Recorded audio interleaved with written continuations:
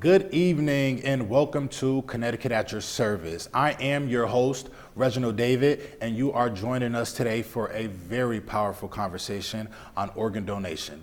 In Connecticut and all across the country, thousands are waiting for a second chance. And the need is urgent, especially in communities of color. Today, joining me is Mark Brevard, Senior Director of Multicultural Community Outreach at New England Donor Services.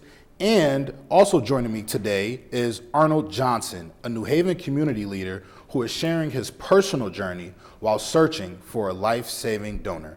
Gentlemen, thank you for joining us today. Thank you for having me. Thank you. So Mark, I'll sort of start with you. So for those people that aren't really familiar with New England Donor Services, what do you all do and why is this work so important? Okay. New England Donor Service, we're an organ procurement organization. What that means is that we facilitate organ and tissue donation from beginning to the end, working with our transplant centers throughout the region, working with donor recipients, donor families, social workers, and any part that has to deal with organ and tissue donation. Absolutely. And part of your role is, going out into the community and, talking to different people. Why is that so important to get the community the information that they need, and specifically in communities of color? So as you know, there are a lot of stigmas about organ and tissue donation, and education is very, very important.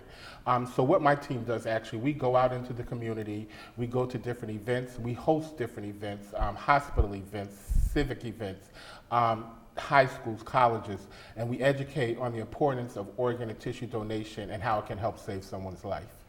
And that is so important. And there's so many, misconceptions with, organ donation and, where do you think that hesitation comes from? And, how do you sort of get past that when you're speaking to people? So that's a very good question. Especially in communities of color, there are a lot of mistrust in the medical field. And so we see a lot of things, we read a lot of things in regards to the health field and the medical field. And I think it's so important for us, as far as persons working in the transplant field, to dispel those myths and to also educate our community on why it's important to be an organ and a tissue donor. And what are some of those, things that you hear that people, what are some of those myths that you hear?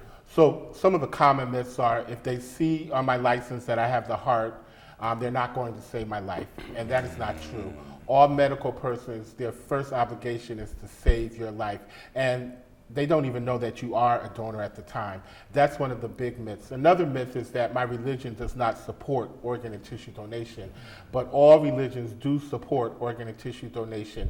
They look at it as an act of kindness, an act of love, and an act of compassion towards your fellow man. And when someone actually, signs up to be an organ donor, what is that process like? So there are a lot of ways that you can sign up now. Most people are common with the DMV, where they will ask you, would you like to check the box and sign up to be a donor? That's one way. Another way is now you can do it on your iPhone, on the health app. And you can also go to www.registerme.org and sign up. And what it looks like is that you become part of a national registry. So your name is in the list when you sign up to be an organ donor. So whether you live in Connecticut, New Jersey, Maine, Rhode Island, you're a part of that national list. Wow. And, when you sort of describe someone, that is willing, to be an organ donor, it's sort of like they're a superhero in a sense. How would what does that sort of mean to you, describing them as like a superhero? When you make that decision that you want to give the gift of life to someone, that is the greatest gift that you can give someone. You're allowing someone to live longer, to enjoy their family, to graduate from college, to do the things that we may take for granted and they may not have had the opportunity to do that. So you do become a superhero, and also because of you, your legacy is living also within someone else. You've made a legacy of giving the gift of life to someone else. And speaking of giving the gift of life, I want to bring in Arnold Johnson into the conversation. First and foremost, Arnold, thank you for being here and your willingness to share your story. Thank Can you. you share your story, your health journey, and tell us a little bit about that? Well, I was diagnosed in November of 2016, and for the next 6 years, generally no problems, did my annual checkups, everything was fine. And around beginning of October of 2022, I was at work, not feeling too well, and got up to go, excuse me, to the men's room, and I kind of fell out. And our assistant in the office heard me, and she came running and banging on the door, and I said, come on in. And they called 911, and they took me to the hospital, and when they drew my blood and drew everything else, they realized my numbers had fluctuated higher than they had been in the past 6 years. And at that time, when I went to go see my specialist, he noticed there was some changes going on, and they spent the next 8 to 9 months trying to test different medications to try and reverse it, and did not happen. Actually, at one point, one medication made me gain 35 pounds of fluid, and I woke up like 3 days after Christmas that day and could not breathe. And I called my cousin. They rushed me to the hospital. I was scared. I really thought that was it for me.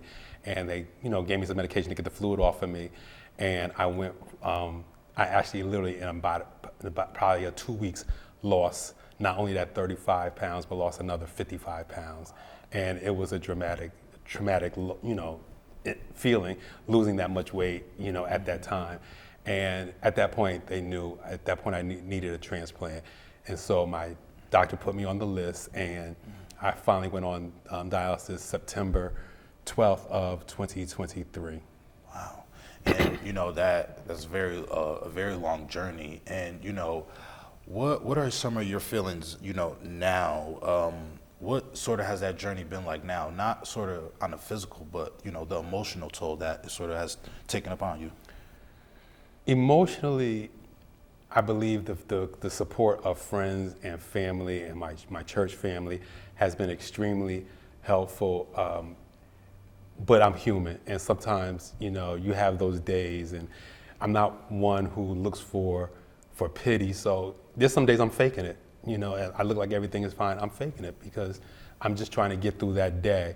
I am ready. When the call comes, I'm ready. I know it's not an easy journey. I know it will be a difficult journey, but I'd rather take the journey and try and get to the other side than to give up. Absolutely. And hearing that story, that's I can only imagine, those certain days when you are, say, you're sort of just faking it till you make it. And, reading a little bit about you and, your roles in the past, you've done a lot, being a servant of the community. And now you're sort of on the other side of that. How has that been for you? I still consider myself a servant. I don't want this to change the trajectory of my life or my personality. Mm-hmm. Every job I've had has been in the community. I worked as a state probation officer for 22 years. That was my dream job when I graduated college. And when I retired from there, I was the executive director of a men's homeless shelter in New Haven for 6 years. And I always wanted to be in a position to help someone. And even when I left the shelter, I started working as a facilitator for domestic violence groups and helping men understand healthy relationships. And now I work as a program manager with the workplace and work in the youth services division, helping young people and young adults find that career path, find what they're looking for, that summer job. I've always wanted to be in a position to help someone because that's the way I was raised. That's what my parents taught me. That was what they instilled in me, to always be a blessing to someone else. Mm-hmm. And if someone was listening right now that is thinking about, being an organ donor, what is something that you would want them to know?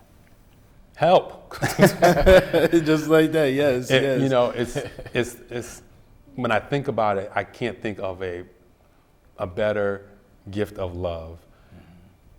Even before this happened to me, and I've known Mr. Brevard for some years, I would go to the events to support him just because I knew he was doing such good work, not knowing I would need that information personally myself. So it seems like it seemed like God put things in place for a reason. Absolutely. And you're not just up here, sharing your story, you're also advocating, for this cause. And, What sort of gave you the energy to even speak publicly about what you're actually facing? You have not because you ask not.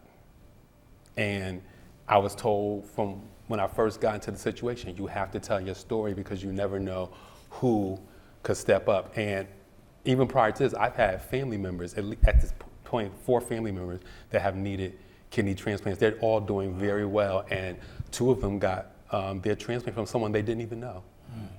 You know, so that lets me know that, you know, my donor is on the way. Absolutely. It's very encouraging. And, you know, I definitely want to applaud you for your courage, you know, even telling your story, because, you know, a lot of people aren't, you know, willing to be open about, you know, their health and everything like that. How has the community sort of received, you know, you and, you know, the information? I was a little surprised at the support. It took me a long time to really put it on social media. Everybody kept saying, put on social media, put on social media. So I had a friend of mine create a flyer to put on social media that had the numbers for the donor list if you want to, you know, get tested. Yes. And it took me a while to do that. And then, you know, even speaking about it publicly, you know, even though I try to have an upbeat attitude and a positive attitude about it, sometimes it can get overwhelming, and sometimes I have to catch myself. It can get emotional sometimes when you think about it, because I keep reflecting back to that day when I woke up and couldn't breathe. To me, I thought that was it. I thought that I was on my way out of here. And you hinted to, you know, the community, and I'm glad you brought that up, because there is actually an event coming up on April 2nd. Mark, can you tell us a little bit about that event? Sure. So April is Donate Life Month all across the country. And that is the time when we actually honor our donor families and those persons who have given the gift of life. And we do flag raisings all across the country. So right in Bridgeport on April 2nd, there will be a flag raising ceremony to honor those persons who have made that decision, and also to bring awareness on organ and tissue donation. And it's people like AJ telling his story too, which is wonderful to get it out there, because, you know, in our community, we tend not to talk about our health and what's going on with us. But like AJ said, you have to ask, you have to advocate for yourself. And one thing I want to say too, there are 2 ways of being a donor. We have what we call deceased donors and living donors. So a living donor is a person who is living right now, and you can give an organ, which can be either the liver or a kidney, and you could give that to someone else. All other organs, you have to be deceased, and then you're on the list also for that. So I want people to know there are 2 ways to give. So you could be living right now, because AJ is in need of a kidney, and you can function with 1 kidney, so you can get tested right now to see if you would be a match for AJ. Wow, and that's information that probably the average person, you know, doesn't even know. And I feel like that segues to my next question. You know, why is it important for people to show up to that event? So it's important to that event because you'll also see and hear from other people like AJ who are waiting for organs. And you don't know, you know, we're in church, different organizations, and there are people right in those organizations who are waiting for an organ. They need a heart transplant, they need a kidney transplant. These events will bring awareness to that, and also bring awareness of how important it is to be a registered donor. Across the country, there are over 100,000 persons that are waiting for a life-saving organ. About 15 persons die each day because there's someone, they haven't received an organ. In New England, there's about 5,000 persons waiting, and here in Connecticut, over 1,000 persons are waiting for a life-saving organ. Wow, and those are staggering stats. And you know, when you hear, Mark, when you hear stories like Arnold, how does that reinforce, you know, the urgency, and even with the numbers you just mentioned? Mm-hmm. There's a need. There is a need out there, so that's why it's so important to register to become a donor. As you can see, Arnold, he does so much in the community. We want to make sure that he can continue to do those things in the community and have a better quality of life now, you know, once he receives the kidney transplant, you know. And I applaud him for his optimism, because you have to have a certain spirit. And like you said, I'm sure there's some days it's like, I can't believe, you know, this is happening to me. But, you know, you have to have that attitude of optimism and go out there, tell your story, so that people will know what the need is, and also that, you know, there's people right in your neighborhood that are in need. Absolutely. And Arnold, I want to sort of kick it back to you. Going back to those days that are tough. Like I said, you are going through it, but you're also advocating. And, like you said, you mentioned there's still thousands of people in Connecticut. What is some advice that, they might hear your story? And what do you do to sort of get out of those tough, dark times, when it does get hard on those days? First of all, I pray. To be honest, today was a rough day. I had dialysis last night, and I was moving a little slow this morning, and I just had to talk to myself. You have to talk and encourage yourself. And I know what I have to do now to feel better those days. It took a while to adjust. I have to figure out what is it that's wrong with me that day, physically, and I know what I need to do to get that together. But I need to do that because I don't want to. I love my jobs, all 5 of them. I don't like calling out. I want to be able to. In my entire life, I've always been a giver. I want to be able to be that giver, to be that support for someone else. Even though I need it now, I still don't want to give up that aspect of my character or my personality to be there for somebody else. Absolutely. No, I literally love that answer. And Mark, going back to you, are there still, barriers out there that sort of prevent people from being, a donor? Right now, I don't feel that there are any barriers. If this is something you want to do and a decision that you make, it can be done. And what's the first step? If someone wanted to donate today, and if they wanted to call in, what is sort of their first step to being a donor? So the first step is just making that initial decision. I want to be a donor, which is great. And then, of course, if you're a living donor, there are a lot of tests and things you have to go through to make sure you're suitable and a match and things like that. Once you do sign up to be a donor, of course, if you're a deceased donor, that's after death. So, again, your organs are tested and things like that before they are transplanted into someone else. But I think the major thing is the first step that you made up in your mind that you want to help someone and you've signed up to be a donor. Absolutely. And what can, other organizations, fraternities, different community organizations, what can they do as a whole to sort of, help this cause as well? So that's a great question also because my team, that's what we do. We work with fraternities, sororities, Elks Halls, civic organizations, churches. Bring us in to talk about it. And we have real conversations. Any question you ask will be answered. So don't feel like you can't ask any question. So bring us in to talk about it. We bring people to give testimonies on people who have had transplants, people who are waiting for transplants, people who their loved one has given organs to others. So we bring all these types of persons in to talk to about organ donation. And you actually have personal testimonies.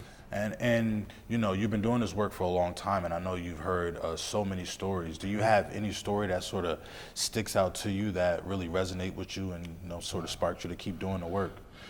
Wow. So yeah, there are a lot of different things that happen that just bring joy to why I do this. Our organization, New England Donor Services, we have what we call an aftercare department.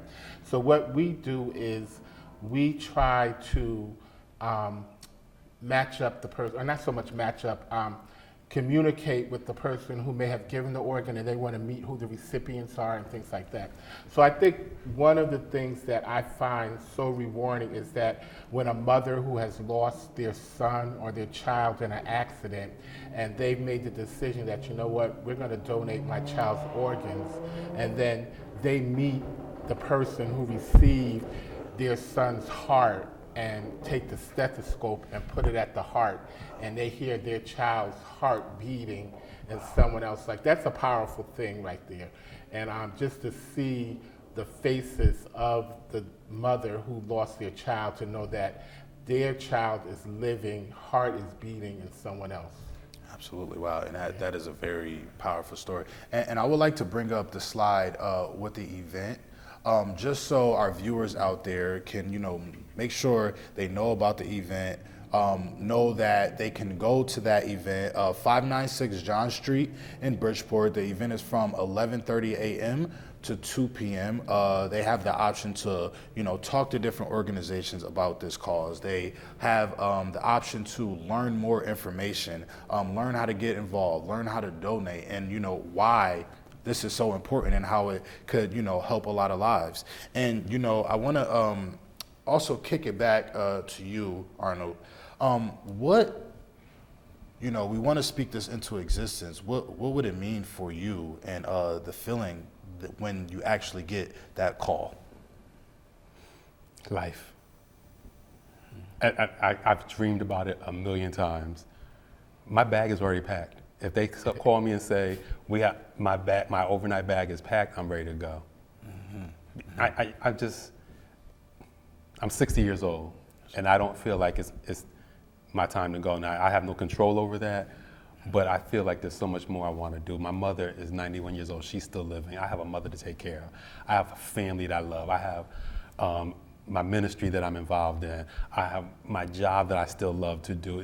There's so much I want to do. I have dreams and aspirations of things I would love to do in my community. In order for those to happen, I still need to be here. Absolutely, absolutely. And I feel like, telling that story and sort of, help someone that, encourages them to donate because they hearing your story and, could understand what you're actually going through. And going back to, in communities of color, this is something that, isn't really talked about. Why, I know it's part of the medical, but why isn't it really brought up in the household as, a conversation?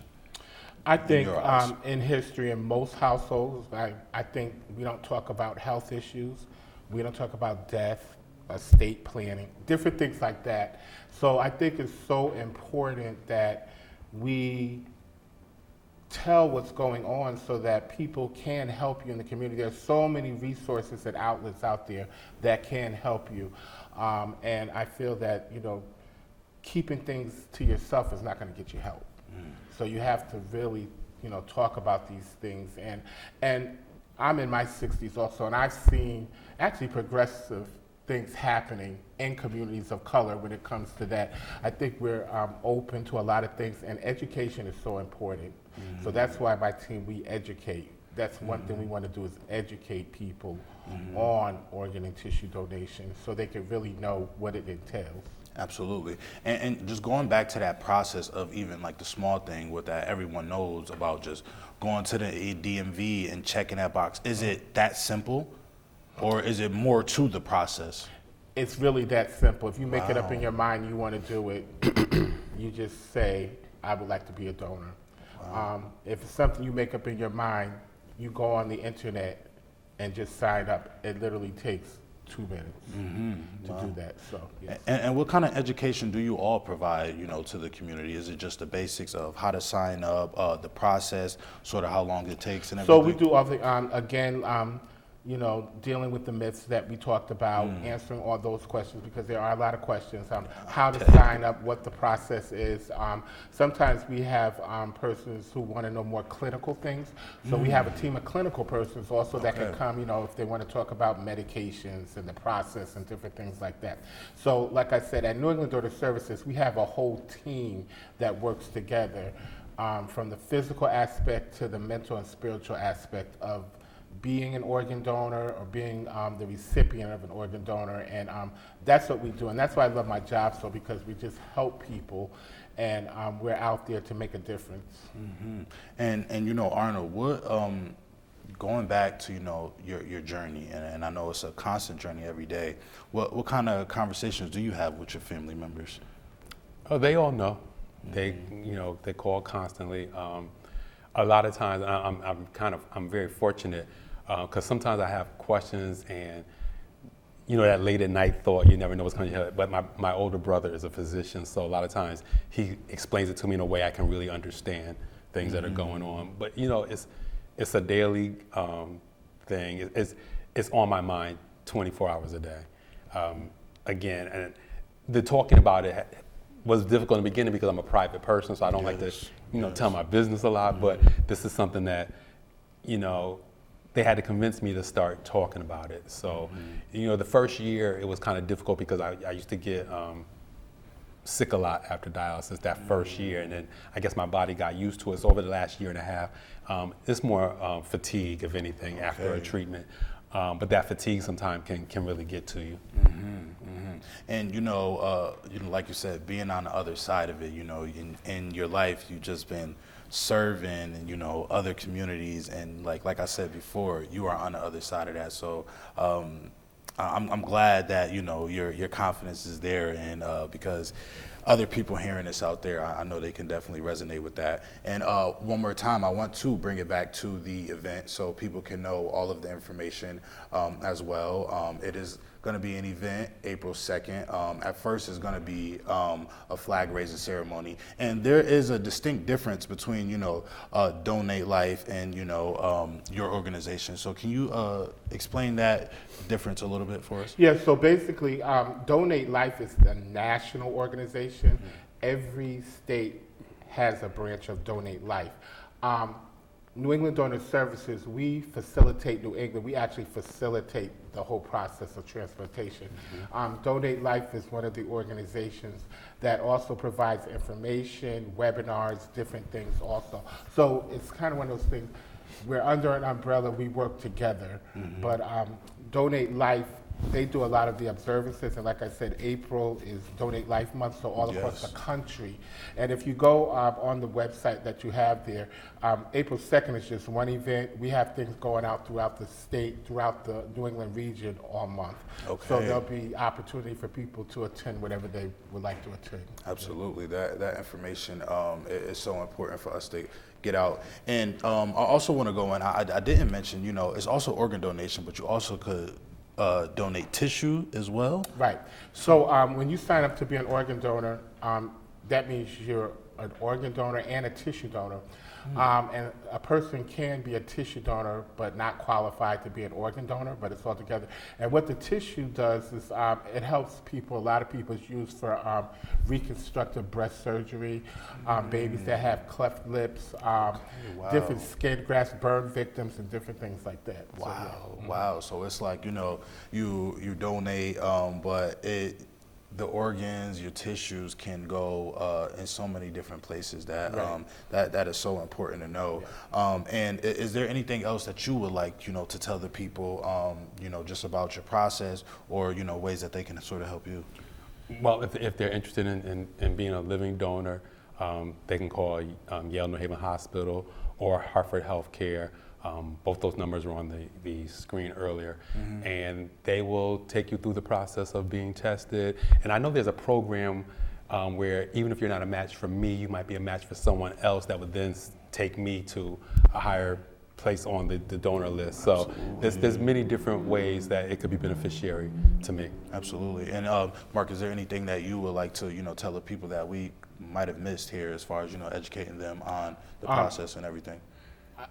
No, the basic thing is that, research, register to be an organ donor, like I said, at www.registerme.org. But pull up our websites and research about persons who have received organs or who are waiting for organs, and educate yourself on it. But register and be educated on the process. Absolutely. And as we wrap up, I just want to bring more attention to the event on April 2nd. It's going to be an amazing event. It's going to be vendors. It's going to be information. Like I said, it is going to be 596 John Street in Bridgeport at 11:30 a.m. to 2 p.m. And I want to thank my guests today so much for a powerful conversation. Thank you so much, fellas. I really appreciate it. Thank you for having me. Thank you. Thank you.